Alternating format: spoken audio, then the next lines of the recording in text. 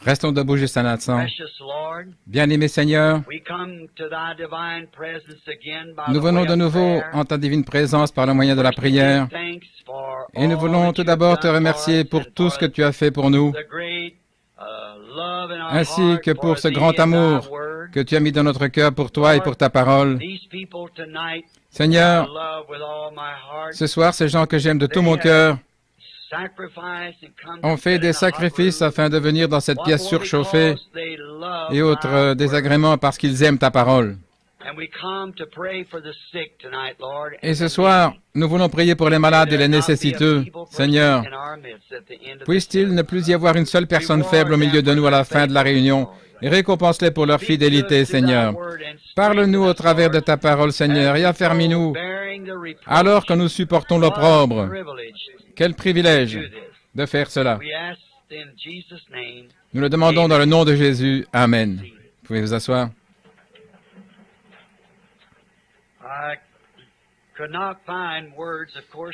Je ne pourrais évidemment pas trouver de mots pour exprimer ma gratitude envers un groupe de gens tels que celui-ci qui vient de s'asseoir dans ce bâtiment. J'aimerais dire que demain, ou lors de la prochaine réunion, nous irons à Topeka dans le Kansas, et cela se terminera le dimanche suivant. Puis de là, nous irons à Philadelphie. Ensuite, nous sommes censés aller outre-mer, au Kenya, au Tanganyika et en Ouganda. Dans ces tribus là-bas, il y a en ce moment un soulèvement avec les Momos. Je ne pourrais pas aller là-bas comme missionnaire, mais j'essaierai d'y aller en tant que chasseur. Habituellement, je vais en tant que missionnaire et j'en profite pour chasser. Mais cette fois-ci, j'irai en tant que chasseur et je serai un missionnaire. Il faut employer tous les moyens pour parvenir jusqu'à eux. Et frère Matson Bosé travaille à cela. Essayons de me faire entrer et de trouver un safari où je puisse aller chasser. Puis lorsque je serai dans ce safari, il dira, « Notre frère Branham est dans le pays. » Il ira à l'ambassade. « Verriez-vous un inconvénient à ce qu'il tienne une petite réunion? » Voyez, cela permet de prendre un bon départ. Ensuite, ça ira comme sur des roulettes. Ainsi, nous ne savons pas si cela se fera, mais nous essayons. Et j'ai demandé au Seigneur que si par hasard cela ne se faisait pas, cela soit un signe pour moi que je dois revenir à Jeffersonville pour prêcher sur les 7 trompettes. Ce sera pour le mois de juillet ou d'août, environ à cette époque. Et si nous faisons cela, nous nous occuperons aujourd'hui d'essayer d'avoir cette salle de classe avec air conditionné, car cette fraîcheur serait très agréable. On peut y mettre de 1500 à 1800 personnes, et il y a de l'air conditionné. C'est un nouveau bâtiment situé à quelques rues d'ici. Et nous l'avons demandé une fois, et ils n'ont pas voulu nous le donner, et celui qui ne voulait pas nous le donner a été licencié. Et l'homme qui l'a remplacé dit que nous pouvons l'avoir chaque fois que nous le voulons. Nous sommes donc très heureux de l'avoir. Nous pourrions ainsi l'avoir maintenant et vers le mois de juillet. Combien prieront pour cela, si c'est la volonté du Seigneur, à moins que quelque chose ne nous en empêche? J'aime l'Arizona. Vous savez, c'est un merveilleux pays. J'ai toujours souhaité y vivre. Frère Ben, si tu pouvais déplacer ceci.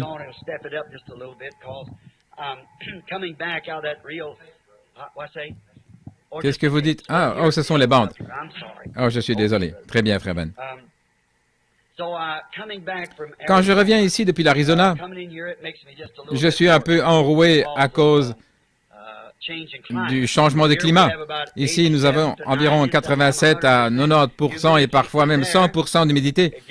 Tandis que là-bas, cela reste à 0% et cela atteint parfois une moyenne d'1/20 de % d'humidité. C'est tout simplement comme si vous viviez sous une tente à oxygène. Et ainsi, quand vous sortez de là pour venir ici, vous voyez la différence. Et cela vous détraque la voix et toutes ces choses. Mais là, ça, où c'était avant, frère Ben, si tu veux, j'ai fait une erreur, comme il l'avait mis. Maintenant, priez pour nous.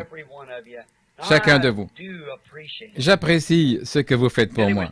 Billy me disait que quelqu'un avait apporté un panier de pêche et des petits cadeaux que vous...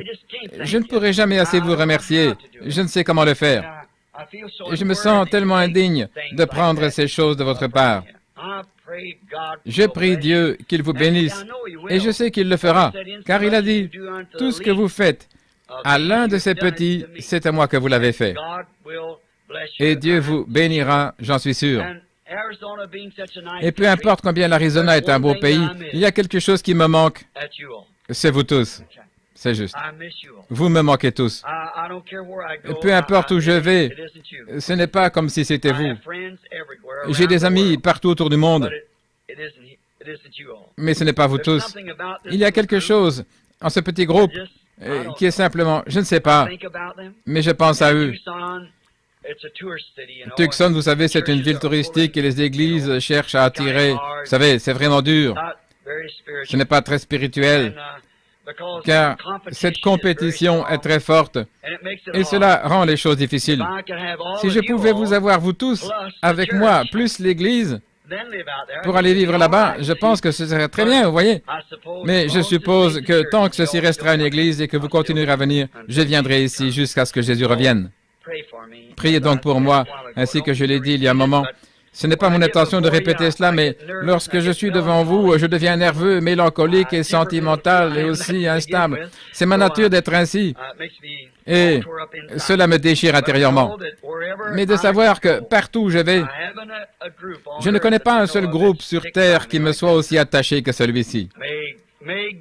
Puisse Dieu nous laisser être dans le royaume à venir aussi inséparables. Puissions-nous être ensemble. C'est ma prière. Il y a un instant, je me trouvais près de la porte et j'ai discuté avec Bill Dow au sujet de quelqu'un qui se trouvait dans l'autre pièce et que nous voulions ramener à Christ. Et pendant que j'ai discuté avec lui, il y a 91 ans, il me dit, je deviens faible. Mes yeux ne sont pas ce qu'ils devaient être. Je me souviens qu'il y a 2 ans, j'étais allé vers lui alors qu'il avait une paralysie totale du cœur. Son cœur était bloqué, il était mourant. Et le médecin même qui le soignait et avait dit qu'il ne s'en sortirait pas, ce docteur est mort. Et Bill Dow est assis ici. Il a 91 ans.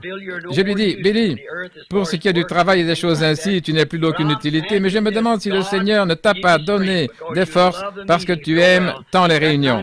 Cet homme de 91 ans a traversé tout le pays en automobile, peu importe la chaleur, la sécheresse et le froid, pour entendre la parole. Que Dieu bénisse cette âme vaillante. Je dois encore m'excuser de vous avoir gardé comme je l'ai fait ce matin durant 3 heures. Et cela n'a pas été utile car j'ai dû le partager en laissant de côté et en sauter une partie. C'est pourquoi je leur ai dit de retenir la bande. Il faudrait que je puisse avoir de nouveau ce message dans un endroit où il fait frais. Et je pourrais ainsi sentir l'esprit. Mais lorsque je vous regarde, je vous vois vous éventer, vous avez très chaud et cela me fait de la peine. Je ne veux pas que vous souffriez, je veux que vous soyez à l'aise. Et cela me préoccupe. C'est comme quand je vois des gens malades. Si je ne peux pas avoir de la compassion pour ces gens malades, je ne peux leur faire de bien. Je dois pouvoir compatir. Et c'est la même chose pour vous. Je dois avoir de la compassion pour vous, sinon je ne peux pas être votre frère. Voyez, je dois pouvoir compatir. Et c'est ce que je fais. Dieu sait que c'est vrai. Et ce soir, je prierai pour les malades. Et je veux louer et bénir ces hommes comme frère Collins, frère Rickerson, frère Neville, frère Capps, les administrateurs et tous les autres pour ces bons témoignages de votre ordre et de votre manière d'établir l'Église et de tout mettre dans sa bonne position. Je vous en suis reconnaissant. Que le Seigneur vous bénisse pour tous vos efforts de mise en ordre. J'ai reçu à Tucson lettre sur lettre me disant, Frère Branham, ce n'est plus comme avant. C'est tellement différent. Il y a un sentiment tellement béni de la présence de Dieu. Et je suis reconnaissant pour cela. Que le Seigneur vous bénisse tous. Et ce soir, j'aimerais lire un petit passage de l'Écriture afin de pouvoir faire ressortir quelques paroles. Je prendrai peut-être 2 passages, puis je vous parlerai pendant un instant et nous prierons ensuite pour les malades. Ça ne prendra que quelques instants. Je suis attentif à l'horloge et j'essaierai de faire cela aussi court que possible. Mais je crois réellement que lorsqu'une foule de gens est assemblée sans lire la parole, ni recevoir une exhortation ou quelque chose, La réunion n'est pas complète. Beaucoup parmi vous ont dû attendre. Ce soir, beaucoup parmi vous devront de nouveau faire des kilomètres et des kilomètres. Combien j'admire cela, combien je vois et observe chacun de vous. Quand je suis en Arizona, je pense, lorsque je le reverrai, j'irai là, je lui donnerai la main, je le serrerai dans mes bras. Et vous êtes assis là. Mais vers qui puis-je aller? Vous savez, je ne sais tout simplement pas par qui commencer, je ne sais pas comment m'en sortir. Mais je vous aime. Dieu vous aime aussi. Maintenant, je pense ne pas m'être trompé, je pense avoir le bon passage de l'Écriture ici. Je vais lire dans 1 Corinthiens, au premier chapitre, depuis le verset 18, et je lirai aussi dans 2 Corinthiens 12, 11, et ceci sera mon texte. Maintenant, je vais essayer de trouver ça rapidement, puis nous le lirons et prierons. Commençons directement, je vais vous parler pendant quelques minutes sur un petit sujet. Dans 1 Corinthiens, chapitre 1, verset 18. Car la prédication de la croix est folie pour ceux qui périssent. Mais à nous qui obtenons le salut, elle est la puissance de Dieu. Car il est écrit, « Je détruirai la sagesse des sages, et je réduirai à néant l'intelligence des intelligents. » Où est le sage? Où est le scribe? Où est le disputeur de ce siècle? Dieu n'a-t-il pas fait une folie de la sagesse du monde? Puis-je lire cela de nouveau? Dieu n'a-t-il pas fait de la sagesse de ce monde une folie? Qu'est donc la sagesse du monde? Une folie. Dieu n'a-t-il pas fait de la sagesse du monde une folie?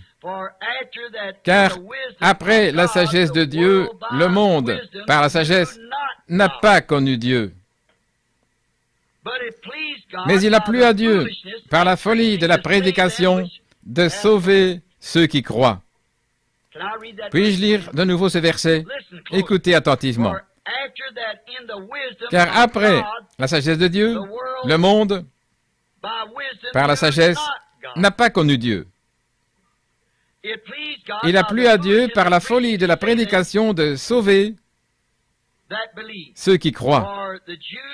Puisque les Juifs demandent des miracles et que les Grecs recherchent la sagesse, mais nous prêchons Christ crucifié aux Juifs, occasion de chute, aux nations, folie, mais à ceux qui sont appelés, et Juifs et Grecs, Christ, la puissance de Dieu et la sagesse de Dieu, parce que la folie de Dieu est plus sage que les hommes et que la faiblesse de Dieu est plus forte que les hommes. Et dans 2 Corinthiens, chapitre 12, verset 11, c'est Paul qui parle, « Je suis devenu insensé. Vous m'y avez contraint. Car moi, j'aurais dû être recommandé par vous. Car je n'ai été en rien moindre que les plus excellents apôtres, quoique je ne sois rien. » Prions. Seigneur Jésus, puisses-tu ce soir ajouter ta bénédiction à ces quelques mots qui ont été prononcés par ce grand apôtre Paul, afin que nous puissions prospérer en entendant ces paroles ce soir et en les appliquant à nos vies, afin que nous puissions être l'œuvre de Dieu faite de la manière qu'il a choisie pour nous. Nous le te demandons au nom de Jésus. Amen. Ce soir, si le Seigneur le permet, je prêcherai pendant quelques minutes sur le sujet de une personne bizarre. Maintenant, ceci est un texte très brut et très dur, mais qui exposera plus ou moins ce que je veux exprimer. Vous savez, aujourd'hui, il se passe tellement de choses que les gens deviennent des gens bizarres, comme nous les appelons. Si quelqu'un a déjà entendu cette expression, il saura qu'elle désigne une personne étrange, qui semble bizarre aux autres. Et il ne fait aucun doute que pour les autres, nous sommes des gens bizarres. Un jour que je descendais dans la rue à Los Angeles, en Californie, je vis une personne très étrange qui se comportait de manière bizarre. Cet homme descendait la rue sans précipitation, mais comme s'il faisait une promenade de l'après-midi. J'allais de l'autre côté de la rue pour voir ce qu'il faisait. Tout le monde tournait là autour et se moquait de lui à cause de son étrange comportement. J'ai remarqué qu'il portait une pancarte. Et je voyais tous ces gens qui se moquaient de cet homme étrange et bizarre. C'est comme ça que je le remarquais, et tandis que les gens le regardaient et se moquaient de lui, il semblait avoir un autre genre de sourire, un sourire de contentement. Les sourires que lui adressaient les autres étaient plutôt destinés à le ridiculiser. Mais il semblait satisfait de ce qu'il faisait. Eh bien, cela donne matière à penser lorsqu'un homme est satisfait de ce qu'il fait et croit que ce qu'il fait est juste, bien qu'il semble être un original pour quelqu'un d'autre. Il croit que ce qu'il fait est juste et il en est satisfait et qu'il reste donc ainsi. Et tandis que je m'approchais de cet homme, j'ai remarqué qu'il y avait sur sa poitrine une plaque ou une pancarte sur laquelle était inscrit « Je suis un fou ». Et en bas, il y avait « À cause de Christ ». En grandes lettres, « Je suis fou ». Et en bas, « À cause de Christ ». Et tout le monde se moquait de cela. Et alors que le petit homme se frayait un chemin à travers la foule, railleuse, et poursuivait sa route, je me retournai pour voir ce qu'il y avait dans son dos. Et il s'y trouvait un grand point d'interrogation, et en dessous il y avait cette inscription. « Et vous, de qui êtes-vous le fou ?» Eh bien, je pensais, il y a quelque chose là. Mais il semblait satisfait de pouvoir être un fou à cause de Christ. Et c'est là ce que Paul disait être devenu, un fou à cause de Christ. Frère Troy, les hommes d'affaires du plein évangile, c'est un bon ami. Il est charcutier. Et il a attrapé une sorte de germe dans la main en coupant du porc. Je me demande si quelqu'un connaîtrait de quel germe il s'agit. C'est un germe qui dévore. Il dure l'amputer de 3 doigts afin de sauver sa vie. Et il n'a plus que 2 doigts sur une main. Et pourtant, il est resté bouché. Et il y avait un jeune Allemand qui travaillait avec lui, un boucher qui avait débarqué à Los Angeles. Et il essaya d'amener ce jeune Hollandais à Christ. Mais il disait qu'il était luthérien et que tout était en ordre pour lui. Il était satisfait d'être un chrétien, car il appartenait à l'église luthérienne, comme il disait. Un soir, frère Troy eut le privilège de l'amener à l'église. Il s'appelait Henry. Et en anglais, Henry, se dit Heinrich. Donc il l'appelait Heini. Vous avez entendu cette expression? Il a dit, Heini, que dirais-tu de venir ce soir à l'église avec moi? Bien, dit-il, je crois que j'irai. Il alla donc dans une réunion à l'ancienne mode où ils avaient une réunion de prière. Et il fut réellement convaincu et donna son cœur à Christ. Oh, le lendemain, le jeune Hollandais était vraiment dans la joie. À chaque instant, il se mettait à marcher dans le bâtiment, il levait les mains en l'air en disant « Loué soit Dieu, merci Seigneur Jésus ». Et il attirait l'attention de tous. Vous voyez, il devint bizarre pour tous les bouchers. Et tandis qu'il coupait sa viande, il se mettait à penser au Seigneur et il commençait à crier de joie. Il posait son couteau, il allait, venait dans les couloirs, non de manière hystérique, mais simplement en adorant Christ et disant « Oh, combien je t'aime, Jésus !» Il allait et venait ainsi, vous savez. Et le patron vint et le vit agir ainsi. Et comme il allait et venait en criant de joie, le patron, il n'avait même pas remarqué le patron, il pensait à Jésus. Et il recommença à lever les mains en l'air, et les larmes roulaient sur ses joues. Il disait, « Oh Dieu, combien je t'aime !» Et le patron lui dit, « Heini, Mais qu'est-ce qui t'est arrivé? Il ajouta, tout le monde dans l'équipe parle de cela. Qu'est-ce qui t'est arrivé, Heine? Le jeune Hollandais dit, oh patron, gloire à Dieu, je suis sauvé. Il dit, tu es quoi? Il dit, je suis sauvé. Je suis allé à une petite mission là-bas avec frère Troy et j'ai été sauvé. Et Jésus est venu dans mon cœur et je suis tellement rempli d'amour. Il dit, tu es sûrement allé chez cette toquée. En anglais, nuts, c'est aussi des écrous. Et il dit, oui, gloire à Dieu. Merci Seigneur pour les toqués, les écrous. Vous savez, si vous prenez une automobile qui descend la rue et si vous enlevez tous les écrous, il ne vous reste rien d'autre qu'un tas de ferraille. Eh bien, tout ce que je sais, c'est que le jeune Hollandais avait raison. Si vous enlevez tous les écrous tiennent le tout ensemble. Et je crois que c'est parfois ce qui tient l'Église ensemble, ainsi que la civilisation. Il y a quelques jours, en rentrant d'une visite à Prescott, j'observais le désert et j'ai remarqué le nombre de jardins japonais qu'ils ont là à Phoenix. Et ils ont là des fleurs, des belles fleurs. Lorsque j'étais enfant, je gardais du bétail dans ces endroits-là. Il n'y avait pas d'herbe et les vaches vivaient simplement de fleurs de cactus et de choses ainsi. Et j'ai remarqué que l'on cherchait à développer les cultures dans le désert. Et nous voyons que dans le désert croissent les cactus et non les fleurs. Et dans la maison que nous louons, Sœur Larson, je crois qu'elle était ici ce matin, je l'ai vue. Elle a un parterre de fleurs à l'extérieur de la maison.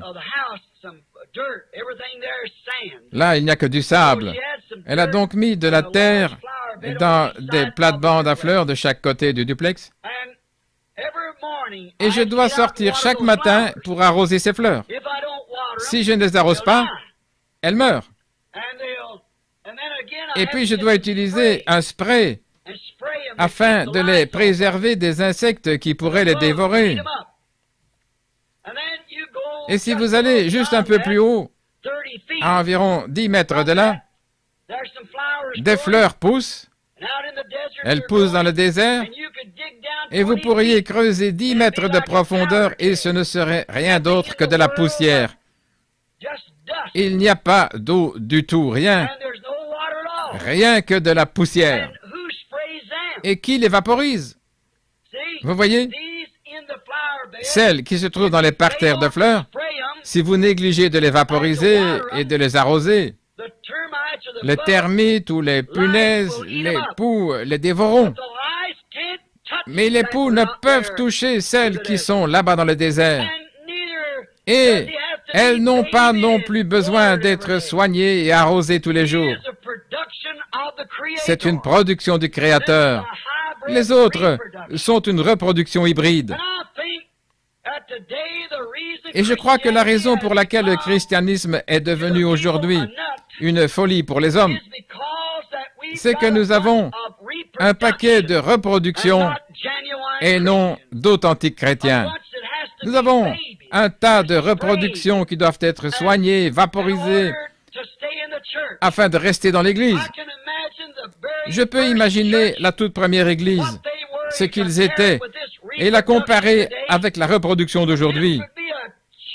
Ce serait une reproduction bon marché de ce qui était la véritable première Église, ces robustes croyants en Dieu remplis du Saint-Esprit.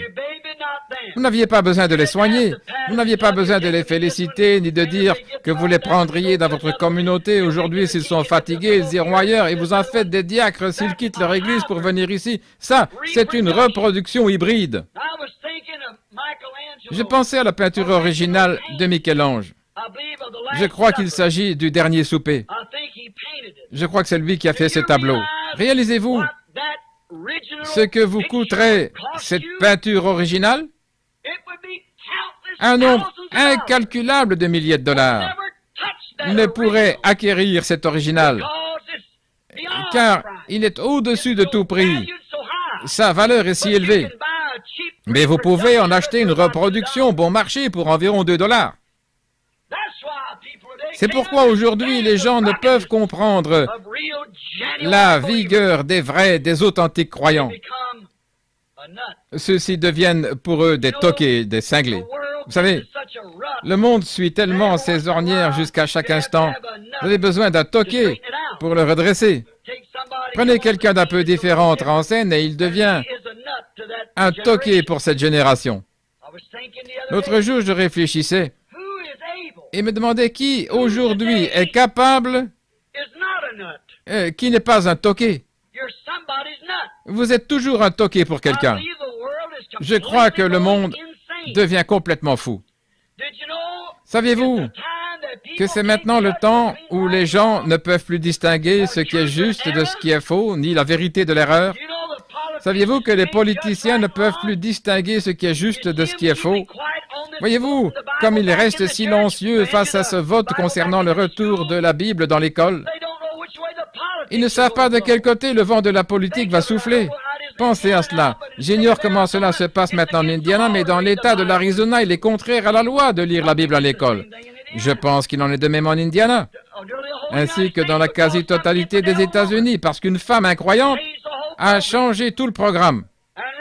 Et souvenez-vous qu'il est contraire à la loi de lire la Bible dans les écoles publiques, mais l'impôt des croyants permet à l'enseignement des choses immorales dans les écoles. La politique. Nous avons besoin d'un autre Abraham Lincoln. Nous avons besoin d'un autre Patrick Henry. Nous avons besoin d'un Américain qui puisse tenir ferme sans considérer ce qu'est la politique et appeler juste ce qui est juste et faux ce qui est faux. Saviez-vous que les prédicateurs aujourd'hui ne peuvent pas discerner ce qui est juste de la parole de Dieu ou de la dénomination de l'Église? Ils ne savent pas quel chemin prendre. Ils ne peuvent pas discerner le juste et le faux. Je sais que c'est ce que dit la Bible, mais notre Église dit ceci. Vous voyez, les gens ne sont pas capables de discerner le juste du faux. Or, tout ce qui est contraire à la Bible est faux. La parole de Dieu est juste et toute parole d'homme est mensonge, car elle est contraire à cette parole. Et lorsque vous essayez de soutenir ce qui est juste en un temps comme celui-ci, vous devenez un cinglé, un écrou, un cinglé. Examinons quelques personnages. Je peux imaginer le prophète Noé, en ce grand jour dans lequel il vivait, ce grand âge scientifique où il construisait des pyramides et des sphinx, où il pouvait prouver qu'il n'y avait pas d'eau dans les cieux par la recherche scientifique.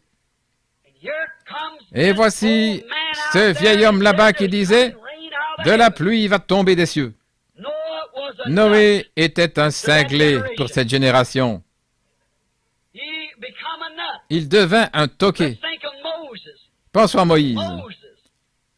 Lorsque Moïse descendit vers Pharaon, comme nous avons dit ce matin, et Moïse est allé vers Pharaon, et il a dit, « Le Seigneur m'a envoyé pour faire sortir ses esclaves avec un bâton à la main, contre la grande armée qui avait conquis le monde entier. » Pharaon, avec tout son génie scientifique, pensa que Moïse était un toqué. Pour eux, il était un cinglé, un détraqué. Je peux imaginer le prophète Élie en ce grand jour, en cet âge fabuleux, alors qu'Akab et Jézabel gouvernaient le monde. Jézabel voulait porter toutes ces choses à la mode et elle faisait que toutes les femmes s'habillent comme elle, se farder selon sa mode. Et lorsqu'un vieil original, comme Élie, entre en scène et résista à la nation entière, il fut considéré par Akab comme un cinglé. C'est juste. Amos, le prophète. Lorsqu'il vint à Samarie, en ce jour où Samarie était comme Hollywood aujourd'hui, et que les femmes s'exhibaient dans les rues, que l'adultère était même devenu public, qu'elles continuaient à vivre ainsi, laissant les hommes Aujourd'hui, l'adultère public se commet presque juste devant vous. L'autre soir, je suis allé à un endroit pour avoir quelque chose à manger. Il y avait là des jeunes gens et des jeunes filles qui s'étreignaient et s'embrassaient comme je ne sais quoi. Et vous savez, jeune sœur, que c'est potentiellement un adultère. Lorsqu'un homme vous embrasse, c'est potentiellement un adultère qu'il commet avec vous. Vous ne devriez jamais le laisser vous embrasser à moins que vous ne soyez marié avec lui, car les glandes mâles et femelles se trouvent dans les lèvres. Comprenez-vous? Et lorsque les glandes mâles et femelles se rencontrent, peu importe à quel endroit, vous avez potentiellement commis un adultère. Vous ne devriez jamais laisser un garçon vous embrasser jusqu'à ce que le voile recouvrant votre visage soit levé et que vous soyez sa femme. Ne faites pas cela. C'est commettre un adultère. C'est mélanger les glandes mâles et les glandes femelles. Pourquoi un homme n'embrasse-t-il pas un homme? Pourquoi une femme n'embrasse-t-elle pas une femme sur les lèvres? Parce que cela mélange les glandes. Les enfants naissent du mélange des glandes. Ainsi, c'est pratiquement l'adultère public partout. Regardez sur les écrans et tout ce que vous voyez. Cette manière de se conduire, baver et autres. Pas étonnant que l'immoralité aille grandissant. Comment peuvent-ils faire cela? Se dégrader eux-mêmes en embrassant ces femmes sur la bouche, sachant que c'est un adultère. Dieu ne l'oubliera pas, à moins que vous ne vous en repentiez.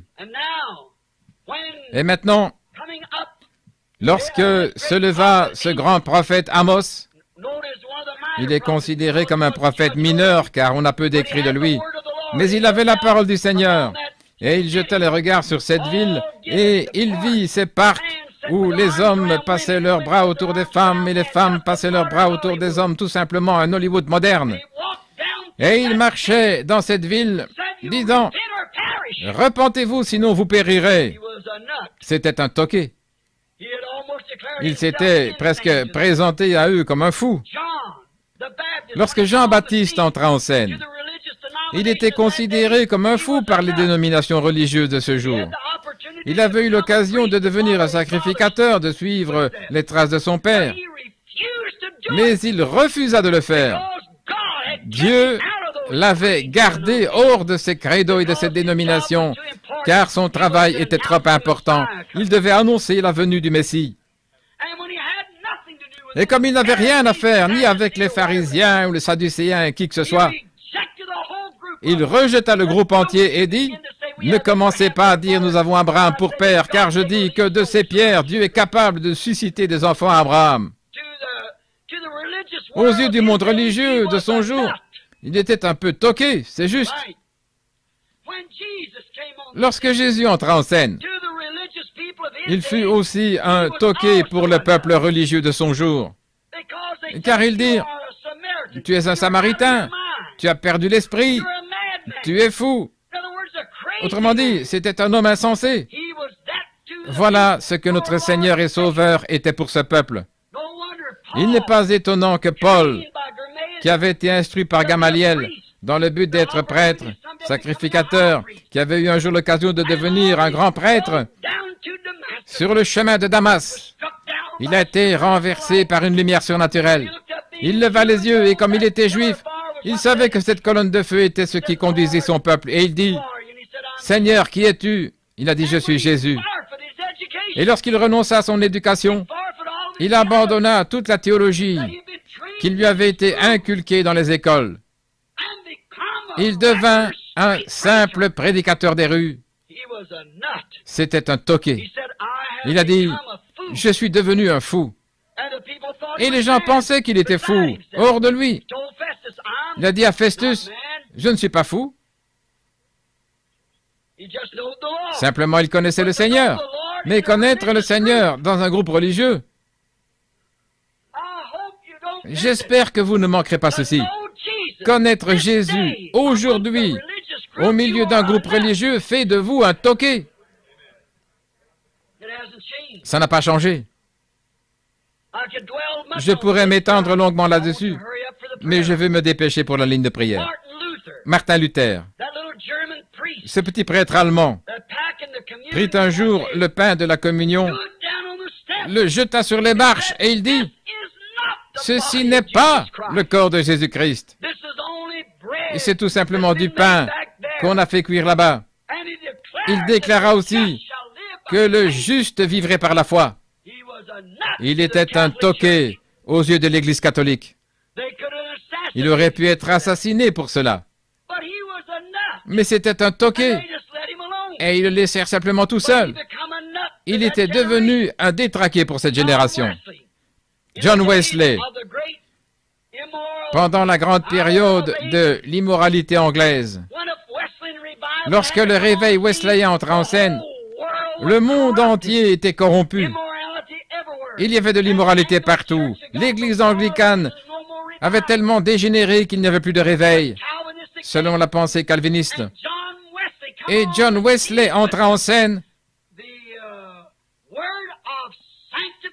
apportant la parole de la sanctification et balayant l'immoralité. Il devint un toqué. Wesley nota une fois dans son livre qu'il marchait sur un sentier. Lorsqu'un homme de l'église anglicane, ils pensaient tous qu'il était fou. Et Wesley, c'était un homme plutôt petit, et ce grand et gros personnage pensait qu'il pourrait simplement le renverser par terre. Il resta donc sur le sentier, et Wesley s'avança et il dit, « Excusez-moi, monsieur, pourriez-vous vous écarter du chemin? Je suis pressé. » Et l'Anglican lui dit, « Je ne m'écarte pas du chemin pour un fou. » Et Wesley toucha poliment son chapeau, le contourna et dit, « Moi, je le fais toujours. » Vous voyez donc, c'était aussi un toqué. L'un l'était pour Christ et l'autre pour l'Église. Vous êtes donc le toqué de quelqu'un. Oui. Lorsque les pentecôtistes entrèrent en scène, il y a 50 ans, les gens disaient, ces gens sont fous. Et c'est vrai qu'ils étaient fous. C'est juste. Car ils condamnèrent toute cette corruption qui se trouvait dans l'Église à cette époque où ils entrèrent en scène. Mais qu'ont fait les pentecôtistes? Ils retournèrent directement dans les vomissements dont ils étaient sortis. Ils retournèrent tout droit à la corruption dénominationnelle. Et vous savez quoi? C'est maintenant le temps pour un autre toqué. Oui.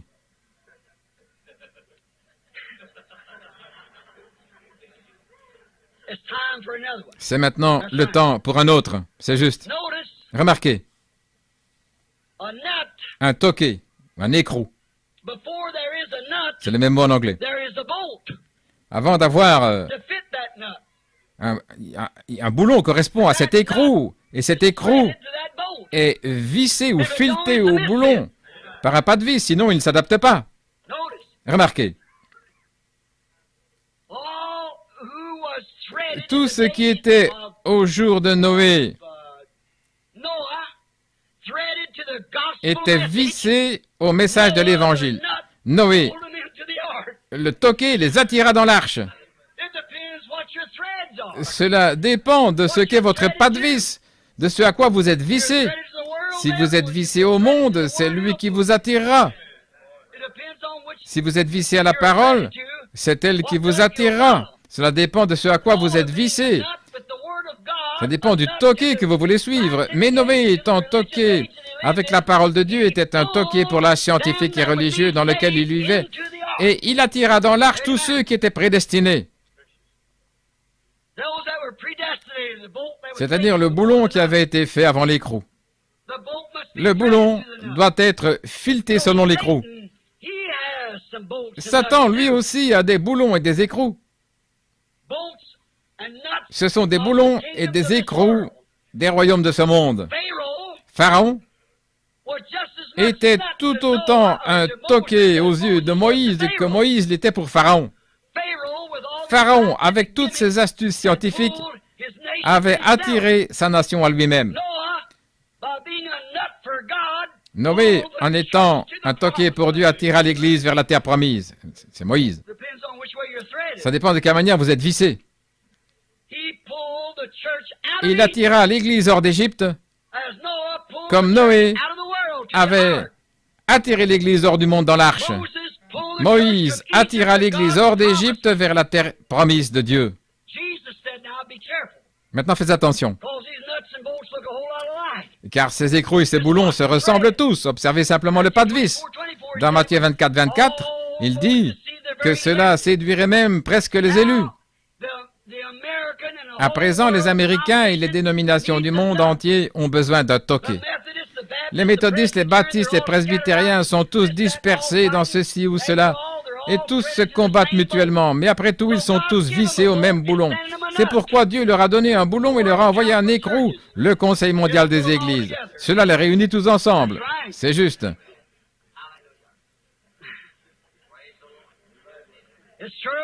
Il en sera certainement ainsi. Le Conseil des Églises les liera tous ensemble. Vous savez, cela s'est passé il n'y a pas très longtemps. Rien n'arrive sans raison.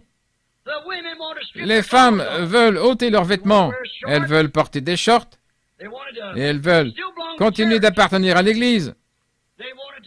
Elles veulent porter tous ces kinis, peu importe comment vous appelez ça. Elles veulent faire tout cela.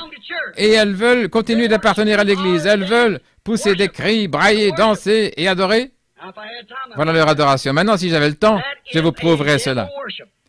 Le fait de danser ainsi et de faire toutes ces choses est une adoration démoniaque du diable. Je pourrais vous prouver qu'il en est ainsi chez les païens. Ainsi, ces gens veulent continuer d'adorer et de conserver leur témoignage et pourtant rester dans l'Église. C'est pourquoi Dieu leur a donné 2 ou 3 toqués. L'un se nomme Elvis Presley, un autre Pat Boone et l'autre Ernie Ford, qui peuvent chanter des cantiques et faire toutes ces autres choses et prétendent être des chrétiens. C'est une folie. Cela n'est pas fileté à la parole. C'est vrai. Maintenant, j'avais dit que j'aurais terminé en une demi-heure et c'est déjà passé. Mais écoutez, le monde veut un toqué. Le diable veille à ce qu'il l'ait. Ils ont déjà le pas de vis. Mais tandis que le monde est vissé à un toqué, il y a un peuple appelé l'épouse. Elle aussi, elle est vissée. Aussi sûr que je me tiens ici, Dieu leur enverra un toqué qui fera sortir cette épouse de ce chaos pour l'attirer dans la présence de Dieu.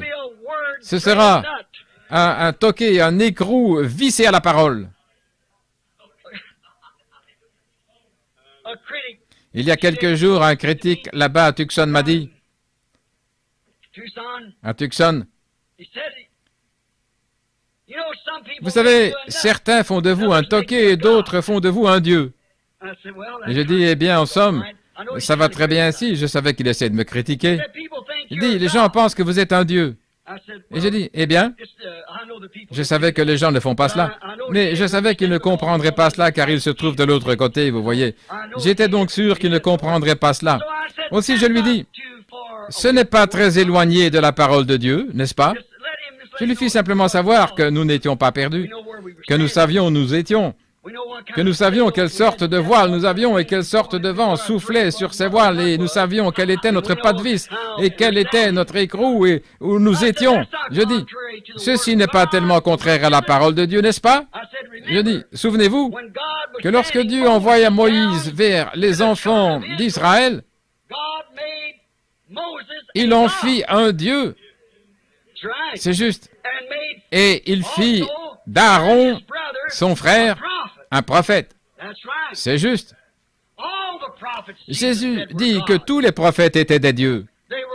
Ces hommes étaient des dieux, des hommes. C'est juste. Dieu l'entendait de cette manière. Écoutez. Cette parole que nous prêchons et cette parole que j'ai donnée ce matin, Dieu se cachant derrière une peau, derrière la peau d'un blaireau, Dieu se cachant derrière la peau d'un homme. Vous voyez? C'est ce qu'il fait. Lorsque Dieu se manifesta au monde, il se cachait derrière un voile, derrière la peau d'un homme appelé Jésus. Il était voilé, se cachait lui-même derrière la peau d'un homme appelé Moïse. Et ils étaient des dieux. Non pas des dieux, mais ils étaient Dieu, le Dieu unique, qui changeait simplement de masque, faisant chaque fois la même chose en apportant cette parole. Vous voyez, c'est ainsi que Dieu agit.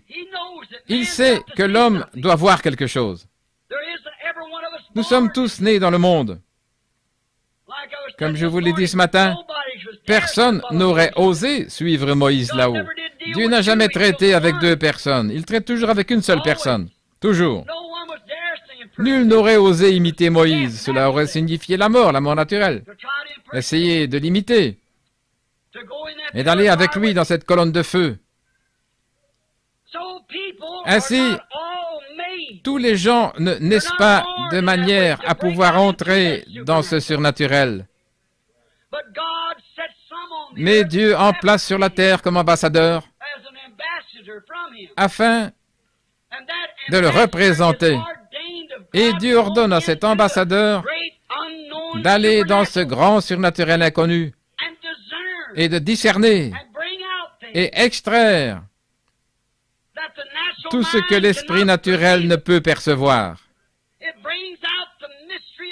Il ramène les mystères de Dieu, annonce les choses qui sont et qui ont été et qui seront. Qu'est-ce? Dieu. Dieu derrière une peau humaine. C'est entièrement juste. Sam Connolly vit à Tucson. Il est venu une fois ici il y a de nombreuses années avec M. Kidd. Il avait eu un ulcère durant de nombreuses années.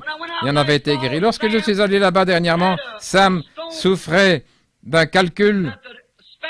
Le spécialiste de Tucson l'avait examiné. Il était aussi gros qu'une bille. Frère Sam Connolly, beaucoup le connaissent. Il vient de l'Ohio.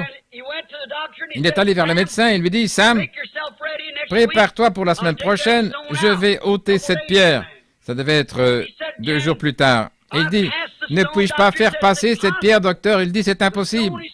La pierre est trop grosse. » Il fit venir une voiture pour le ramener à la maison. Puis il m'appela. Et il dit, « Je veux que vous veniez prier pour moi, frère Branham. » Pourquoi m'appela-t-il pour cela? Et j'ai commencé à prier pour lui. Et j'ai dit, « Sam, c'est ainsi dit le Seigneur. La pierre passera d'elle-même. » Et le lendemain matin, il montra la pierre au médecin.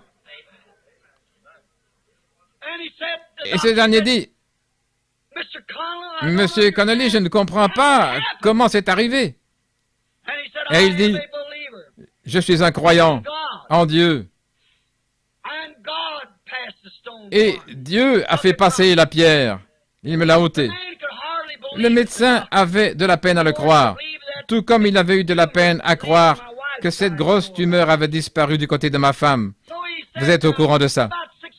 Environ 6 mois plus tard, c'était il y a environ 2 ou 3 semaines, Sam Connolly fut victime d'une sérieuse crise cardiaque. Je ne connais pas le nom, une crise coronarienne ou une obstruction cardiaque, je ne sais pas quoi. C'est très dangereux et ils prétendent que vous ne pouvez pas vous en sortir. Et son cœur s'arrêta. Ses membres enflèrent tellement que ses chevilles étaient plus grosses que sa jambe là, à hauteur de la hanche. Ils l'emmenèrent donc chez le médecin et le médecin lui dit, emmenez-le tranquillement à la maison ou à l'hôpital. Samedi, je ne vais pas aller à l'hôpital. Il dit, emmenez-le à la maison et mettez-le au lit et qu'il ne bouge pas la tête, les mains ni les pieds pendant 6 mois. Il dit, vous pourriez mourir d'une minute à l'autre. Et un frère Norman appela et ce soir-là, nous sommes allés voir frère Sam. Et lorsque nous avons prié pour lui, le Seigneur parla. Et le lendemain matin, Sam alla au bureau du médecin. Il retroussa ses pantalons, se tint devant le médecin et lui dit, « Regardez-moi, docteur. » Et le médecin lui fit subir un électrocardiogramme et dit, « Je ne comprends pas. » Il dit, « Le cœur s'est remis à travailler. À quelle église appartenez-vous? » Et il dit, « Je n'appartiens à aucune d'elles. » Il dit, « Vous ne pouvez être un chrétien sans appartenir à une de leurs dénominations. Vous devez être un de leurs membres. » Vous voyez, c'est tout ce que ce médecin connaissait. Sam était un toqué pour lui, et lui-même était un toqué pour Sam en lui posant une telle question. Puis qu'arriva-t-il? Sam revint en disant, « Frère Branham, que puis-je répondre à quelqu'un qui me dit de telles choses? Dites-lui que vous appartenez à la seule et unique Église. Vous ne vous y joignez pas, ce n'est pas une dénomination, vous êtes né là-dedans. » Il y a environ 6 mois, une petite dame, j'ai oublié son nom, était penchée sur la poitrine de Sœur Norman. C'était une jolie petite dame d'environ 30 ans. Elle était séparée de son mari et avait contracté la leucémie.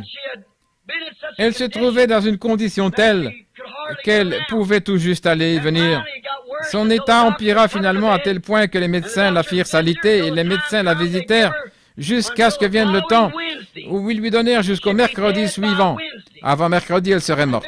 Et Mme Norman la tira en quelque sorte de son lit, la fit se lever et dut la maintenir dans une chaise, et tandis qu'elle se tenait là, oscillant d'avant en arrière, les cheveux gris et la peau jaune à cause du cancer, de la leucémie, je dis, « Eh bien, sœur, je peux prier pour vous. » Et elle essayait de parler, les larmes coulaient de ses yeux, et elle dit, j'ai dit, « Êtes-vous chrétienne? » Et elle dit, « Je suis méthodiste. » Je dis, « Je vous ai demandé si vous étiez chrétienne. » Et elle dit, « Vous voulez dire si j'appartiens à l'église chrétienne? » J'ai dit, « Non, madame, je veux dire, êtes-vous né de l'Esprit de Dieu si vous aimez le Seigneur Jésus? » Et elle dit, « Eh bien, j'ai toujours appartenu à l'église. » Je dis, « Si Dieu vous laisse vivre, me promettez-vous que vous reviendrez me voir et que vous me laisserez vous montrer le chemin du Seigneur de manière plus complète? » Et elle dit, « Je promets tout à Dieu s'il épargne ma vie, je le servirai. »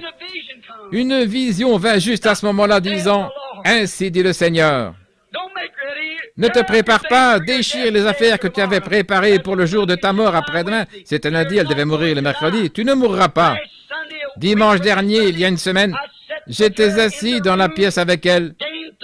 Elle avait repris 15 kilos. Le médecin dit qu'on ne pouvait plus trouver aucune trace de leucémie. Elle voulut connaître le chemin du Seigneur et je l'envoyais pour être baptisée, là, au nom du Seigneur Jésus-Christ, dans un canal d'irrigation. Cela peut paraître une folie, mais Jésus dit, lorsque je serai élevé, j'attirerai tous les hommes à moi. Je suis allé rendre visite au garçon qui avait coutume de faire les enregistrements ici, c'est Léo Mercier. Il possède le terrain pour les caravanes.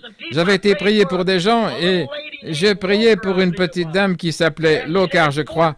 Elle avait subi 14 opérations à cause du cancer. Et les médecins l'avaient abandonnée, elle devait mourir. Et j'ai prié pour elle et je lui dis qu'elle ne mourrait pas, mais qu'elle vivrait. Et nulle part, il ne reste trace de son cancer. Et par ce moyen, 28 membres de sa famille qui se tenaient là furent sauvés et remplis du Saint-Esprit. Il se peut que ce soit une folie, mais tout homme qui vient, il l'attire à lui. Cela est lié, fileté avec la parole. Voyez-vous ce que je veux dire? J'ai ici une lettre qui est arrivée avant-hier, et elle se trouve là sous la pile. L'automne dernier, lors d'une partie de chasse, au printemps passé, c'était il y a 1 an, nous étions avec un garçon indien du nom d'Oscar, avec lequel nous chassions sur les grands chemins là-haut, à cet endroit où l'ange du Seigneur devait conduire ce caribou et ce grizzly argenté. Vous vous en souvenez? Et ce garçon, alors que je marchais, il entra dans la tente. Et lorsque Bud me pria de demander la bénédiction, il mit ses gants. Il les avait enlevés parce qu'il était à cheval. Il se préparait à sortir. Il était catholique et il ne voulait rien avoir à faire avec cela. Et l'automne passé, il se tenait près de moi alors que sa mère se trouvait derrière, là, en train de mourir d'une crise cardiaque. Il dit, « Reviendrez-vous prier pour elle? » Je retournai dans la petite hutte d'Indiens. Ils étaient tous rassemblés autour de sa mère qui est en train de mourir. Elle ne connaissait pas un mot d'anglais et le Saint-Esprit descendit. Et par le moyen d'un interprète, sa fille lui dit ce qui était arrivé.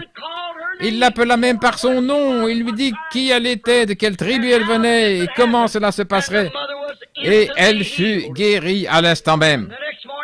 Et le lendemain matin, lorsque je retournai les voir, après avoir fait une course de 40 miles pour recevoir un mouton, là, ils étaient tous installés là, ils se préparaient à monter à cheval pour aller sécher la viande des lans. Et je dis, hier soir, lorsque j'ai prié, j'ai dit, notre Père qui es aux cieux, vous avez tous continué en récitant la prière catholique, et bien sûr, je vous ai laissé faire.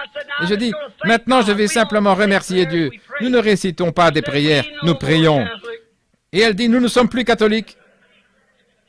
Elle dit, nous croyons ce que vous croyez. Nous voulons que vous nous preniez tous et que vous nous baptisiez de la manière que vous baptisez. Nous voulons le Saint-Esprit. Pendant le voyage de retour, le garçon avait perdu ses chevaux des mois auparavant et il n'avait pas pu les retrouver. Et le guide le grondait disant, Oscar, tu aurais mieux fait plutôt que laisser tes chevaux. Depuis ce temps, les ours certainement les ont mangés.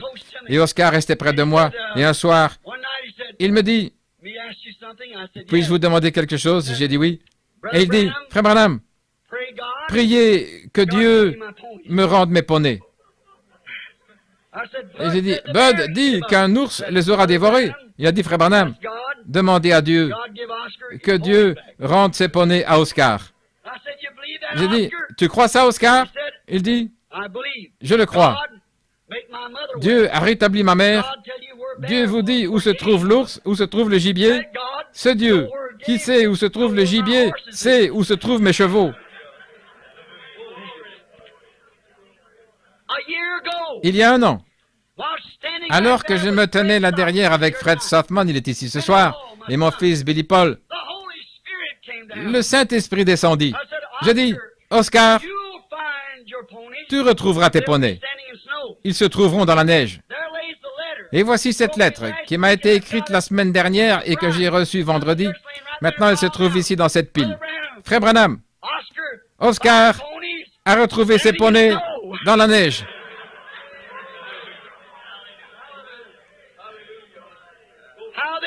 Comment ils ont survécu, nul ne le sait. À cette époque de l'année, au mois de juin, il y a tellement de neige, ils étaient entourés de 20 ou 30 pieds de neige. Comment ont-ils pu survivre pendant l'hiver dans ce canyon? Oscar peut y parvenir avec des chaussures à neige, mais il ne peut naturellement pas mettre des chaussures à neige à son poney. Mais il les a retrouvées selon la parole du Seigneur. Cela peut sembler être une folie. Mais croyez simplement une fois. Cela dépend de votre pas de vis. Maintenant, cela ne pourra pas être relié à une dénomination. Cela ne peut être relié, fileté qu'à la parole. Certains dans le monde croient cette parole. Il faudra un toquet pour enlever cette épouse de là. Car l'épouse et l'époux sont un. Et Dieu est un. Et la parole est Dieu. Il faut qu'on soit fileté à la parole. Et elle tirera l'épouse hors de ces dénominations. Oui, cet homme voulait me critiquer.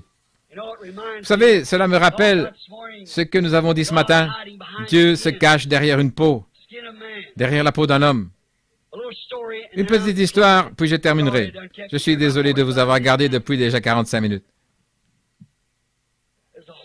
Cela se passait dans un foyer chrétien. Et je racontais ceci à ce critiqueur. Dans ce foyer, ils croyaient en Dieu, ils avaient un petit garçon, et il était très effrayé par l'orage. Il y avait des éclairs, et oh, il était terriblement épouvanté. Chaque fois qu'il y avait un éclair, il courait sous la table. Et un soir, un gros orage vint sur la ferme, là où il vivait. Et les arbres se pliaient, les éclairs illuminaient le ciel, il se faisait tard. La mère dit à Junior, « Junior, monte et va au lit. » Et elle dit, « N'aie pas peur, monte. » Junior, qui était en pyjama, monta les escaliers, il regardait en arrière, il était sur le point de pleurer. Il s'allongea, il se couvrit la tête, il essayait de dormir, mais il ne pouvait pas y arriver à cause des éclairs qui illuminaient la fenêtre. Donc il appela. « Oh maman, monte ici et dors avec moi. » Et elle dit, « Junior, rien va te déranger. Ces éclairs ne peuvent te faire aucun mal. » Il dit, « Mais maman, viens dormir avec moi. » La maman monta donc les escaliers et s'allongea sur le lit avec son fils. Et elle dit, « Junior, mon petit garçon, maman veut te dire quelque chose. » Elle dit, « Junior, nous sommes une famille chrétienne. Nous croyons en Dieu. Et nous croyons que Dieu nous protège pendant les orages. Nous croyons cela. Et nous croyons que Dieu prend soin des siens. Je veux que tu crois cela, Junior. N'aie pas peur. Dieu est avec nous et il nous protégera. Junior résista encore un peu, puis il dit, « Maman, je crois aussi cela. Mais lorsque ces éclairs sont tellement près de la fenêtre, j'aimerais sentir Dieu avec une peau près de moi. » Je crois que bon nombre d'adultes parmi nous pensent la même chose et aimeraient voir Dieu avec de la peau, qu'il se couvre d'une peau. Cela peut sembler une folie pour le monde, mais il attire tous les hommes à lui. Prions. Père céleste, ces petites histoires, ces expériences arrivent quelquefois pour une raison. Et aussi rude que cela soit, nous le comprenons pourtant dans le langage dans lequel c'est arrivé. Nous te remercions donc, Seigneur, de ce que Dieu peut habiter lui-même en nous. Nous te remercions pour la propitiation qui a été faite, le sang de celui qui est juste, Jésus, qui était la plénitude de Dieu, qui était corporellement la plénitude de la divinité. Il a laissé sa précieuse vie. Elle ne lui fut pas arrachée, mais il l'a volontairement laissée, afin que nous puissions nous réjouir de lui, dans la plénitude de sa présence, dans la gloire de la Shekinah où il a vécu. Que nos âmes puissent être sanctifiées par ce sang, afin que le glorieux Saint-Esprit lui-même puisse vivre en nous. Nous devenons alors des docteurs et des prophètes, etc. pour ceux qui sont dans le besoin, Seigneur, des dons de Dieu. C'est Dieu qui se manifeste lui-même et fait rayonner ces glorieux dons en présence de cet âge moderne.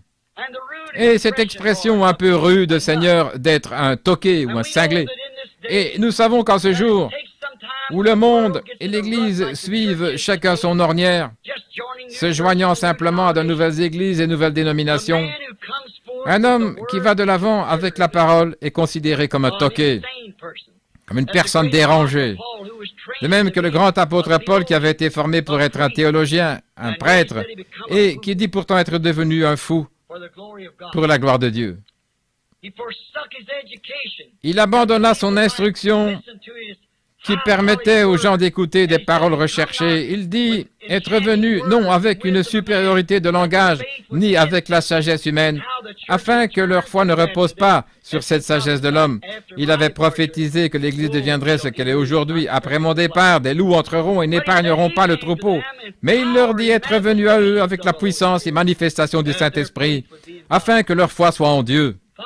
Père, il devint un fou pour le monde, afin de connaître Jésus. Et c'est ce que nous faisons aujourd'hui, Seigneur. Il y a des gens qui sont considérés comme fous parce qu'ils sont prêts à mettre leur confiance en Dieu pour leur guérison, pour leur destination éternelle. Ils mettent en jeu leur réputation en l'adorant, en le remerciant et en donnant entière liberté à leur esprit pour adorer Dieu. Ils sont considérés comme fous. Mais tu as dit que la folie de Dieu, si nous sommes des fous, est plus forte, plus sage que la sagesse de l'homme. Car l'homme ne peut connaître Dieu par sa sagesse, mais par la folie de la prédication, il a plu à Dieu de sauver ceux qui pouvaient l'être. Nous te prions, ô Dieu, afin que le glorieux auteur de cette parole vienne ce soir guérir les malades et sauver les perdus. Nous le demandons au nom de Jésus. Amen. Je compare Dieu, afin que vous ne soyez pas embrouillés par ce que j'ai dit ce matin. Dieu est un grand diamant, éternel. Et lorsqu'un diamant est extrait des pierres bleues d'Afrique, je suis allé dans les mines et j'ai observé ces gens tandis qu'ils procédaient à l'extraction de ces diamants, comment ces grands diamants d'un bleu flamboyant ou noir passaient au travers de la concasseuse et sortaient de là. Ils n'ont pas tellement de forme, ils n'ont pas une forme particulière, ce sont simplement de grosses pierres. Et à ce moment-là, il n'y a vraiment aucun feu en eux, ce sont simplement des diamants, des pierres. La plupart sont ronds et lisses. Mais ce diamant doit être taillé. Maintenant, il est contraire à la loi d'en posséder un qui ne soit pas taillé. Il doit être taillé et vous devez avoir un certificat d'origine, car il vaut des millions de dollars. Je compare Dieu à ce diamant. Un diamant est taillé de telle sorte qu'il reflète ce qu'il y a à l'intérieur, ce feu qui se trouve dans le diamant. Il devrait être taillé de façon telle que cela forme des facettes triangulaires. Tailler un diamant et la lumière projettera cette couleur. Vous voyez, cette couleur. Et remarquez maintenant que Dieu fut blessé pour nos transgressions, meurtri pour nos iniquités. Vous voyez, il fut taillé, meurtri, ce glorieux diamant, afin que de lui se reflètent les dons pour l'Église. Mais ce n'est pas la lumière, car la lumière doit retourner lorsque le soleil ne le fera plus là où il a été taillé. Mais chaque petit éclat provenant de cette taille n'est pas détruit. Il sera utilisé. Beaucoup servent à la fabrique d'aiguilles de tourne-disque, Vitrola. Et ces aiguilles qui ont été tirées des diamants transmettent la musique qui a été enregistrée sur un disque. J'espère que vous voyez ce que je veux dire. Cet éclat de Christ, ce don de Christ, placé sur la Bible, fait entendre les mystères cachés de Dieu aux croyants. Il connaît les secrets des cœurs. Il connaît chaque personne. Croyez-vous cela? Ce ne serait pas au diamant de dire, vous voyez ce que je suis, mais cela vient de son origine. D'où cela vient? Le diamant est un diamant, parce qu'il est sorti d'un diamant. Et c'est ainsi que sont les dons de l'Esprit dans une personne. Ils sont une partie de ce diamant. C'est envoyé, apporté et transformé en un don d'interprétation, de prédication, d'enseignement. Il y a 5 dons spirituels. Apôtres, prophètes, docteurs, pasteurs, évangélistes. Et ils sont tous pour l'édification du corps de Christ. Et aussi sûr qu'il y a des docteurs et des pasteurs, il doit y avoir prophètes. Nous savons cela. Et nous croyons que Dieu doit être manifesté au dernier jour parmi son peuple à la semence élue selon la Bible sous la forme d'un prophète. C'est exactement en accord avec la parole. Non que l'homme soit Dieu, mais le don est Dieu. Vous voyez? Et c'est l'aiguille. Maintenant, une épingle ne jouera pas correctement sur ce disque. Une simple aiguille à coudre ne jouera pas correctement. Mais un diamant, c'est ce qu'il y a de meilleur. Elle rendra un son clair. Un diamant, une pointe de diamant. Puisse Dieu ce soir, votre enregistrement de votre vie, quoi qu'il y ait de faux en vous, quoi que vous désiriez de Dieu, puisse le grand maître qui tient l'aiguille dans sa main la mettre sur le disque où est enregistrée votre vie et vous révéler la raison pour laquelle vous êtes ici ce soir, ce que vous voulez. Alors nous saurons qu'il est ici. Père Céleste, puisses-tu nous accorder cela avant de commencer de prier? Mon but n'est pas celui-là, Seigneur, mais veuille l'accorder, afin que les gens sachent. Peut-être y a-t-il des étrangers pour lesquels on doit prier, je ne les connais pas, mais toi tu les connais. Et Paul a dit, si vous parlez en langue et qu'il n'y a pas d'interprétation, ou que cela n'apporte aucune édification, les gens diront que vous êtes fous. Mais si quelqu'un prophétise et révèle ce qui est dans le cœur, alors ils diront, Dieu est véritablement avec vous. Fais qu'il en soit de nouveau ainsi, ô Dieu, en cette heure tardive. Tu l'as promis, et il en sera ainsi, au nom de Jésus-Christ. Amen. Maintenant, je me demande combien il y a ici ce soir de personnes malades. Billy vous a-t-il donné votre carte de prière? Les cartes de prière ont-elles été données? Oui, je suppose que chaque personne a une carte de prière. Mais j'ignore ce que vous avez écrit dessus. Je pense qu'il vous a simplement donné une carte et vous écrivez ce que vous voulez. Est-ce juste? Vous avez simplement la carte? Vous y mettez ce que vous voulez. Je ne vous connais pas. Combien ici savent que je ne vous connais pas et pourtant vous êtes malade? Et vous dites, j'ai entendu ce que vous avez dit aujourd'hui, Dieu derrière une peau, derrière la peau d'un homme.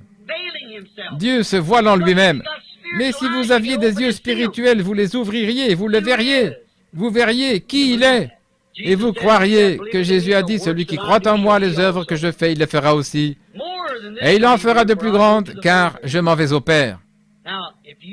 Maintenant, si vous croyez de tout votre cœur, combien ici sont malades et savent que je ne les connais pas, que je ne sais pas ce qui ne va pas pour eux, levez simplement la main et dites, je suis malade, je suis dans le besoin. Combien ont un désir dans le cœur, sans être malade, mais ayant un désir? Très bien. J'en vois un peu qui n'ont pas levé la main. Je connais cet homme qui est assis ici, je suis sûr que c'est frère James. Et je pense que voici sœur James. Frère Ben. Je vois le frère qui prend les photos. Mais je donne ce défi en terminant ce message. Savez-vous que Dieu a promis que cela arriverait dans ces derniers jours? Il en a fait la promesse. Vous voyez? Ce n'est pas moi qui peux le faire arriver. Vous voyez, je ne peux pas faire cela. C'est lui qui doit le faire. Il est celui qui le fait, pas moi. Mais je crois en lui. Sinon, je ne me tiendrai pas ici pour vous dire quelque chose à laquelle je ne croirai pas. Maintenant, vous priez et vous dites, Seigneur Jésus, la Bible m'enseigne que tu es un souverain sacrificateur maintenant même qui peut être touché en sentant nos infirmités. Peu importe où vous êtes, dites simplement, je crois en toi et par la foi, je crois que cet homme a dit aujourd'hui. C'est la vérité. Voilà ce que m'a dit l'ange.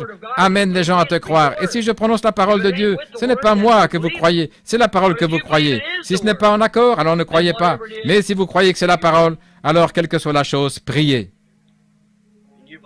Croyez. Et voyez s'il peut encore révéler ce qui est dans votre cœur. Et chacun sait que la Bible dit que la parole de Dieu est plus tranchante qu'une épée à deux tranchants et discerne les pensées et les intentions du cœur. C'est ainsi qu'Abraham sut qu'il s'agissait de Dieu lorsqu'il put lui dire ce que disait Sarah, là, dans la tente. Ce qu'elle pensait, cela arriva lorsqu'il lui dit « Je te visiterai » et que Sarah pensa dans son cœur « Il ne peut pas en être ainsi. » Maintenant, j'ai dit qu'il est ici pour vous guérir. Qu'en pensez-vous? Croyez-le simplement.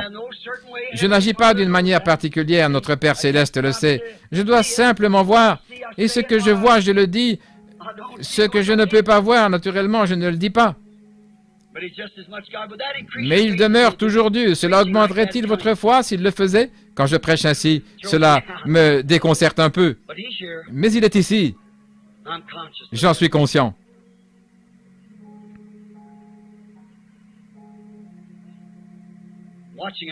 J'observe un homme tandis qu'il incline la tête juste là derrière. Sa femme qui est près de lui prie aussi. Juste ici. Vous avez quelque chose sur le cœur. Votre femme prie. Vous avez un fardeau sur le cœur. Il s'agit de votre belle-mère. C'est juste? Croyez-vous que Dieu peut me dire ce qui ne va pas avec votre belle-mère? Je ne vous connais pas. Nous sommes étrangers l'un à l'autre. Est-ce juste? Croyez-vous que Dieu peut me dire ce qu'elle a? Elle n'est pas ici. Je vois une grande distance. Elle se trouve à l'est d'ici, dans l'Ohio. C'est juste. Elle souffre d'une maladie de sang. Que votre femme prenne le mouchoir dans lequel elle pleure et le pose sur votre belle-mère. Ne doutez pas, elle guérira. Croyez-vous cela?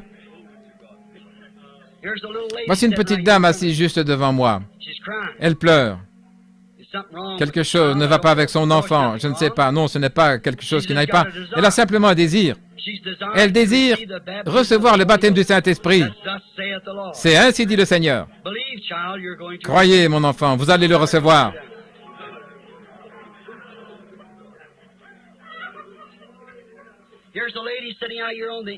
Voici une dame assise ici au bout de la rangée. Elle prie. Je lui suis étranger, mais elle a une ombre sur elle. Vous avez subi des opérations. Je suppose que nous sommes étrangers l'un à l'autre. Je ne vous connais pas. Vous ne me connaissez pas, sinon par oui dire. Vous n'êtes pas d'ici. Vous êtes étrangers parmi nous. Vous venez du Wisconsin. La ville de Milwaukee. Et votre maladie est le cancer. Il se trouve sur la poitrine. Vous avez subi opération sur opération, mais sans succès. Que la foi qui toucha le bord de son vêtement vous fasse croire juste maintenant. Enfoncez cela dans votre cœur et cela arrivera. Ayez foi. Il y a un homme assis dans ce coin-ci.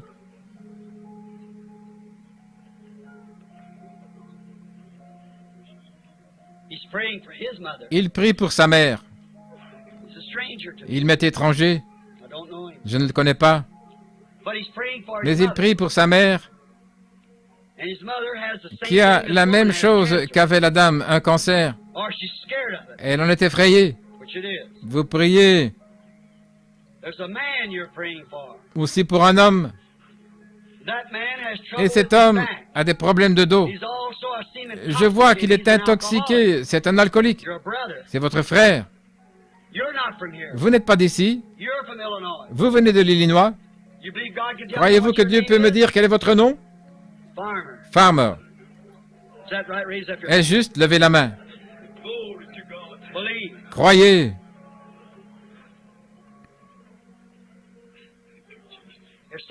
Voici quelqu'un qui est agenouillé et prie pour une personne qui est allongée là sur une civière. Très bien. Croyez-vous ce que vous avez entendu être la vérité? Vous le croyez. Si je pouvais vous guérir, je viendrais le faire. Mais vous avez déjà été guéri par Christ. Vous voyez, vous devez simplement le croire. Cette dame qui se tenait là-bas en train de prier, priez afin que vous soyez touchés.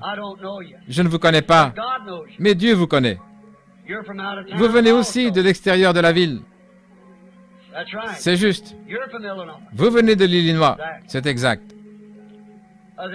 La ville s'appelle East Moline, dans l'Illinois. Vous souffrez d'un cancer. Vous êtes la femme d'un pasteur. Croyez-vous?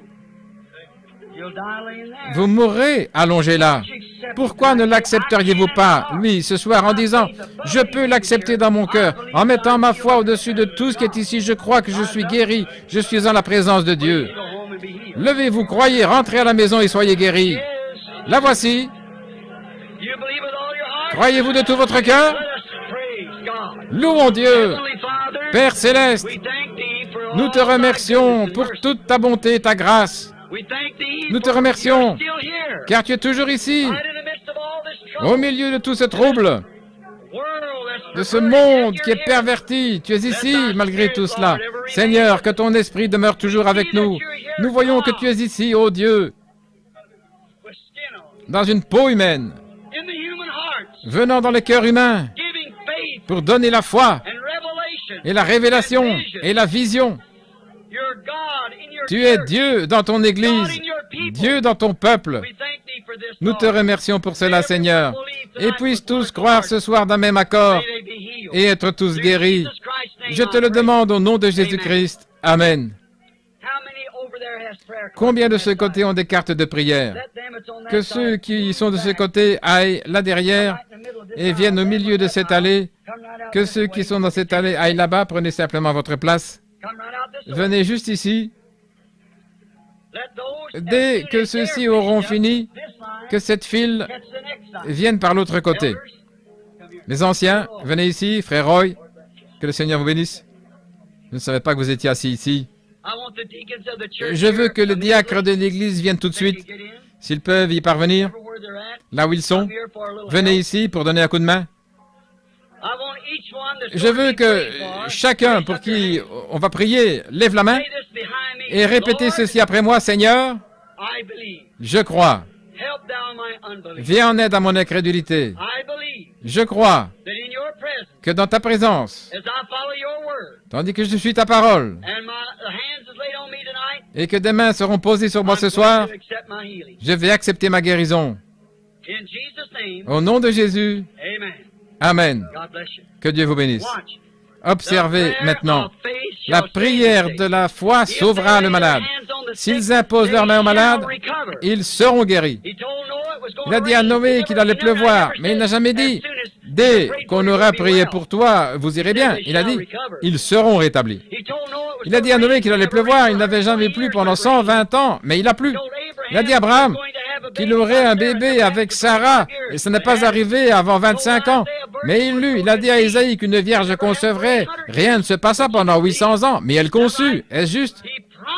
Il l'a promis, peu importe le temps que ça prend, il le fait de toute manière. Croyez-vous cela? Alors avancez-vous. Que Frère Capps conduise les chants. Maintenant que chacun soit dans la prière. Père Céleste, nous allons obéir à ton commandement. En imposant les mains à ces gens malades, je ne connais pas une seule autre chose que tu pourrais faire, Seigneur, car tu as dit dans ta parole que tu as acquis leur guérison. Tu as prouvé que tu es ici avec nous ce soir, ta parole, qui peut discerner les pensées qui sont dans les cœurs. Tu as prouvé que tu es parmi nous. Et je te prie, Père, que ta parole, qui ne peut faillir, devienne une réalité dans chaque cœur. Comme tu as dit, si vous pouvez croire, ne doutez pas, mais croyez. Dites à cette montagne, déplace-toi, et si vous ne doutez pas, mais croyez que cela arrivera. Il n'a pas dit quand. À la Pentecôte, tu avais dit aux gens d'aller attendre, là, tu ne leur avais fixé aucune heure, aucun jour, tu leur avais dit, jusqu'à ce que, à présent, ils vont accepter leur guérison. Puissent-ils ne penser à rien d'autre qu'à leur guérison, jusqu'à ce que vienne leur délivrance. Nous t'obéissons en imposant les mains à ces croyants au nom de Jésus-Christ. Amen. Très bien. Approchez-vous maintenant. Vous êtes guéris. Que Dieu vous bénisse. N'est-ce pas bon?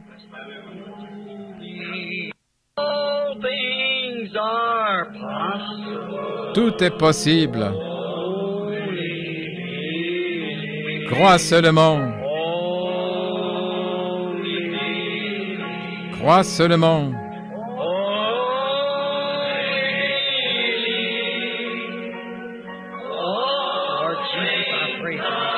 Seigneur Jésus, je prie sur ces mouchoirs, au nom de Jésus-Christ.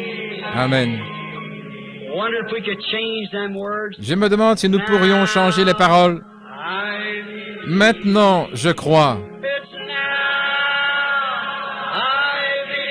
C'est maintenant que je crois.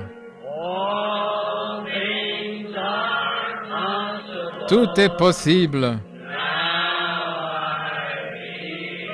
Maintenant, je crois.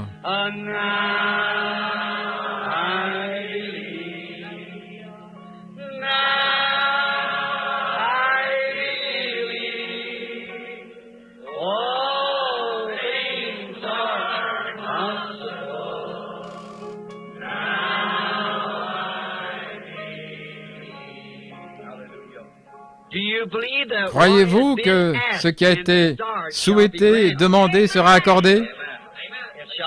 Cela arrivera.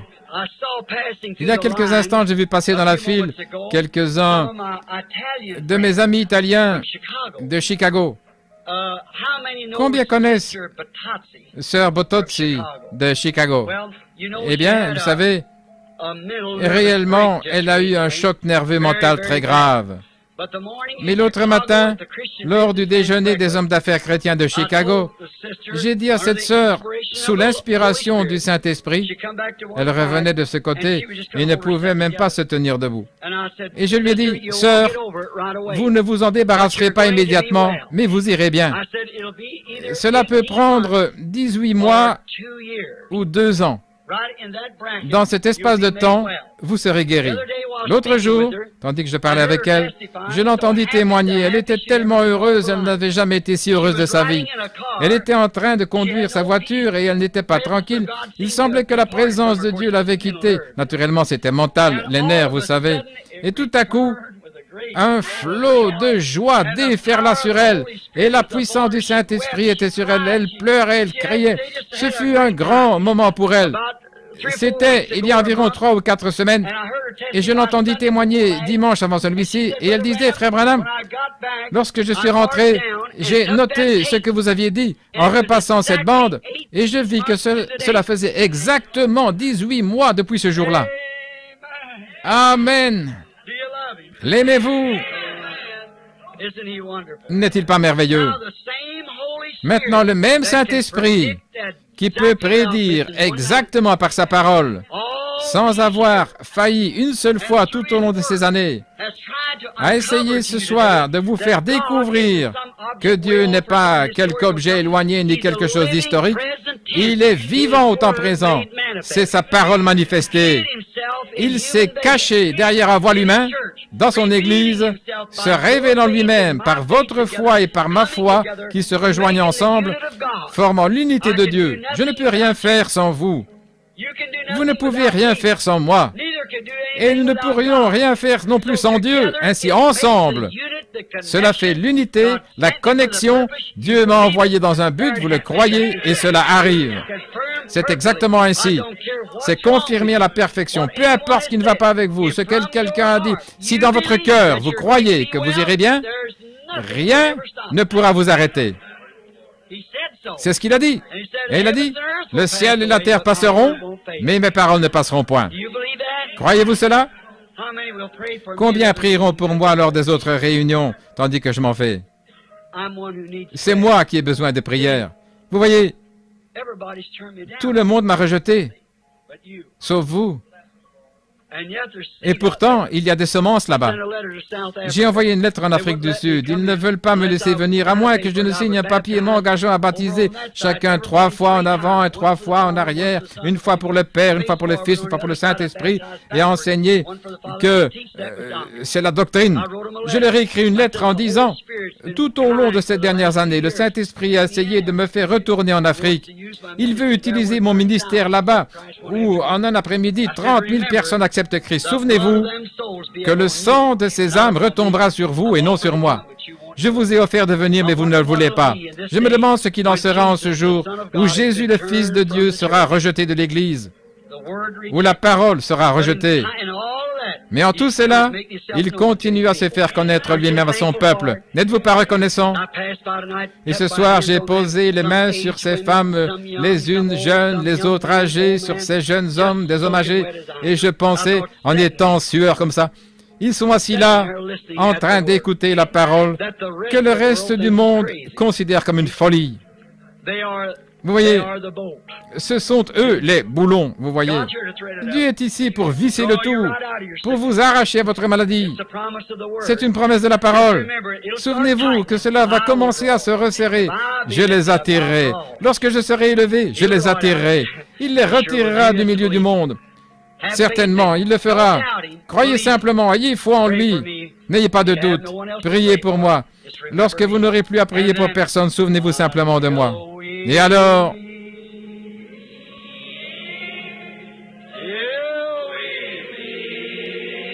jusqu'à ce que nous nous revoyions.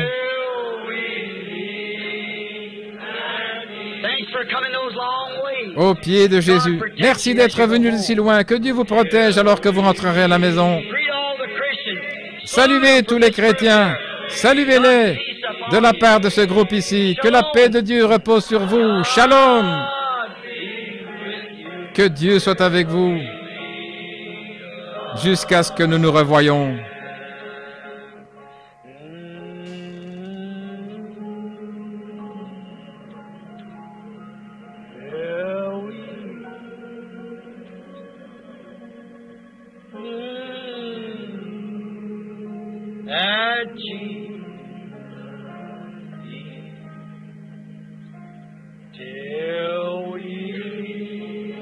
Jusqu'à ce que nous nous revoyions.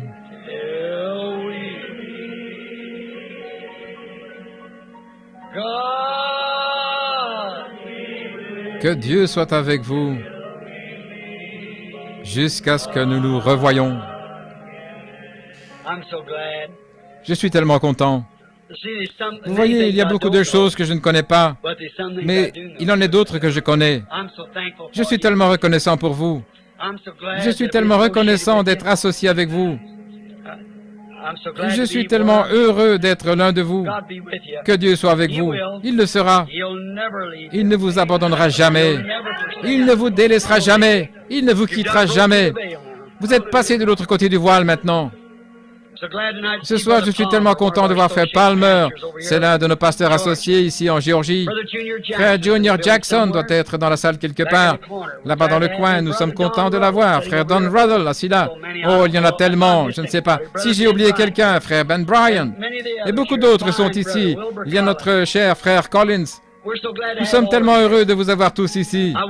Je me demande si nous pourrions nous lever un instant. Inclinons la tête.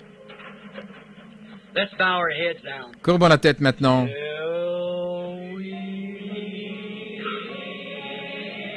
Jusqu'à ce que nous nous revoyions.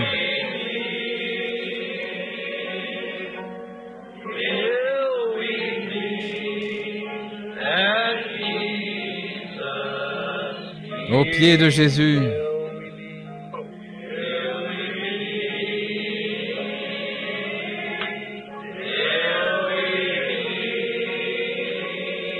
Jusqu'à ce que nous nous rencontrions de nouveau. Que Dieu soit avec vous. Jusqu'à ce que nous nous rencontrions encore. Sentez-vous cette proche communion que nous avons avec l'Esprit? Fredonnons-le. J'ai remarqué que Frère McKinney de l'Ohio était avec nous. Il y a aussi Frère John Martin et son frère. Je suis tellement heureux de vous avoir tous, frères. Il se peut que je ne vous vois même pas, mais lui vous connaît. Que mon cœur et le vôtre soient un avec le cœur de Dieu jusqu'à ce que nous nous revoyions.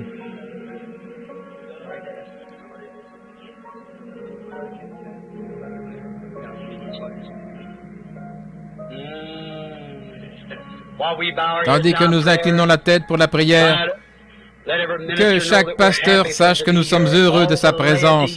Vous tous les laïcs du Tennessee, de l'Ohio, de tous les pays. Il y a des femmes que j'ai rencontrées et qui ont fait tout le chemin depuis Boston. Notre frère de couleur qui se trouvait ici ce matin vient aussi de là-bas. Il en vient de tellement de régions du pays. Je vous remercie, mes chers amis fidèles. Que Dieu soit avec vous. Je vous appelle mes amis. Vous vous souvenez de ce que Jésus a dit? Plus proche même qu'un frère, un ami. Tandis que nous inclinons la tête, que Dieu soit avec vous jusqu'à notre prochaine rencontre. Je vais demander à notre bon et loyal frère Richard Blair s'il ne voudrait pas nous congédier dans la prière. Frère Blair.